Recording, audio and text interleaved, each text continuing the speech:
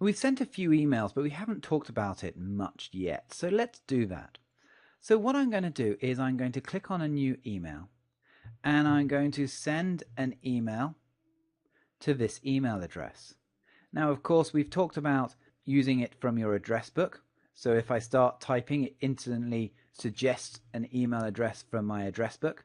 But we've also got a CC and a BCC. A CC is something that if I put someone's email address in, they will be copied to that email address.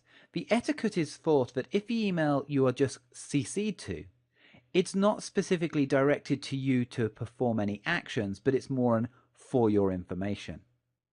It's quite an important distinction addressing an email to a person and just copying someone. The other option is the BCC. BCC stands for blind copy. What that means is if I put anyone in here, so let's put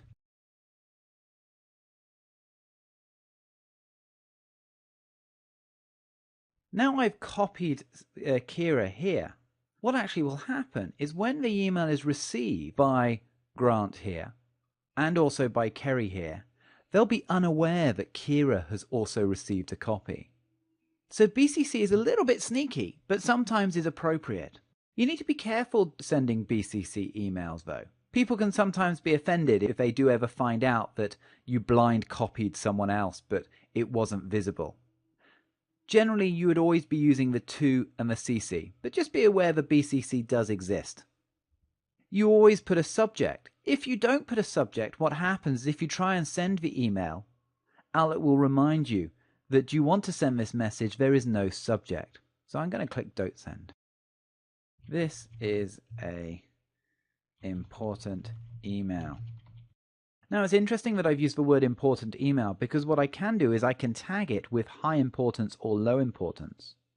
This means that the person's email client will have a little flag against it saying it's very important. I suggest using these sparingly.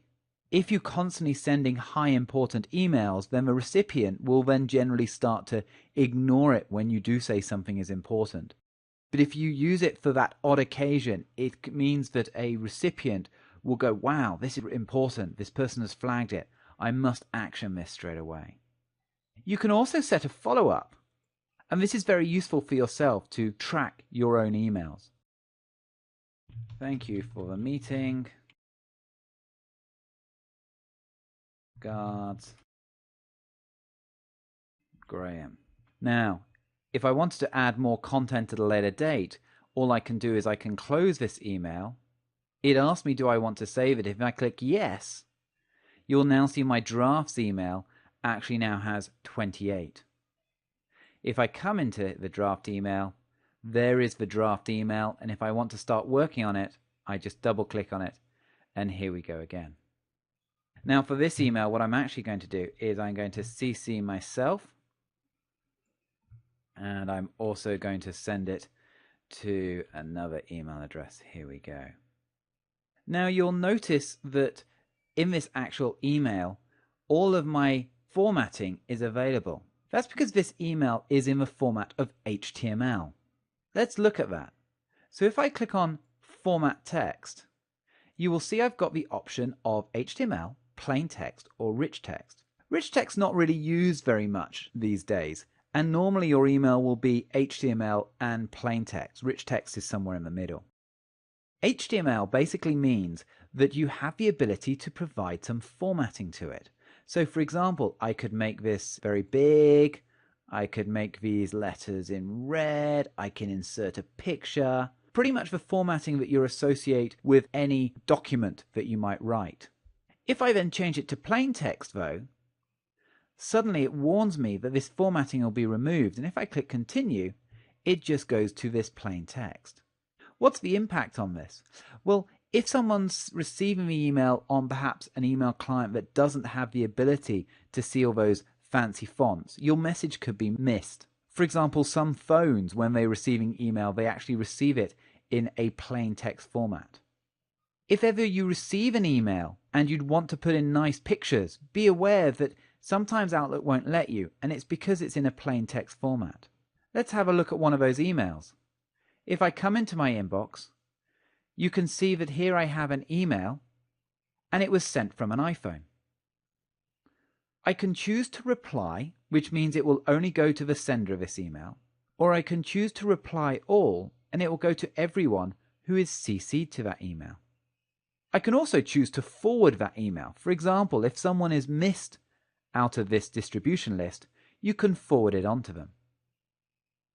I'm going to reply to this email, and what I want to do is I want to highlight a particular part. So when I click reply, I'm now going to come in here and I'm going to say, this is important, and I want to underline it. So I select the text as what I'm used to, and I try and press the underline button, but it's not working. It's very simple. We're back to that HTML and plain text. The email, I received it in a plain text format. That means I can't do any formatting to it. I need to change it to an HTML format, and suddenly all of my formatting buttons are available, and I can now underline it. Be aware, because I received this email in plain text, if I'm replying to it, the person who sent it probably wouldn't be able to see this formatting anyway. But it's very, very useful, and often people are struggling to understand why they can't actually apply the formatting, and it's down to this HTML and plain text. A couple more things just to show you. You might want to attach something to this email. Very, very simple. If you click on the insert, you then have this attach file option. And what you can then do is attach any necessary document, picture that you would like. You can also drag that in from any Windows Explorer. For example, want to provide this picture. I can just select it and drag it in. And you'll see that the picture is now attached to this email. And when I'm ready, I just press send. So we've given you a lot of information there in terms of sending and receiving emails. We've talked about the CC and the blind CC. We've talked about the HTML versus a plain text email. We've talked about putting attachments to the email. And we've also talked about making an email high importance. Got a few more things to show, but those are some of the core functions of sending email. As usual, give it a go.